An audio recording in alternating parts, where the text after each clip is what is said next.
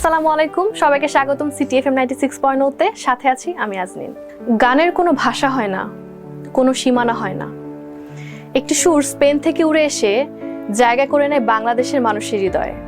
আর সেই সুর যখন মিশে যায় আমাদের সংস্কৃতি আর আমাদের অনুভূতির সঙ্গে, তখনই জন্ম নেয় এক নতুন গল্প।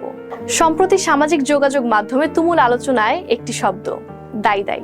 আর এই শব্দ নতুন করে পরিচয় করিয়ে দিয়েছে সঙ্গীত শিল্পী সিনথিয়াকে। বিশ্বখ্যাত পপ তারকা শাকিরার গানের সুরে মজাদার এই পরিবেশনা মুহূর্তেই ছড়িয়ে পড়েছে নেট দুনিয়ায়। কেউ এটিকে বলছে ক্রিয়েটিভিটি, কেউ বলছে অসাধারণ ফিউশন, আবার কেউ শুধুই উপভোগ করছে গানটির সরলতা আর আনন্দদায়ক উপস্থাপনাকে। তবে ভাইরাল হওয়ার এই গল্পের পেছনে রয়েছে একজন শিল্পীর দীর্ঘদিনের পথ চলার গল্প। সিনথিয়া কোনো একদিনের শিল্পী নন, দীর্ঘদিন ধরেই তিনি কাজ করে যাচ্ছেন বাংলা গান নিয়ে, লোকগান নিয়ে এবং ফিউশন মিউজিক নিয়ে। নিজের স্বতন্ত্র কণ্ঠ আর উপস্থাপনার জন্য শ্রোতাদের কাছে তিনি বরাবরই পরিচিত একটি নাম। এই প্রজন্মের সবচেয়ে সুন্দর বিষয় হলো তারা নতুনকে গ্রহণ করতে জানে।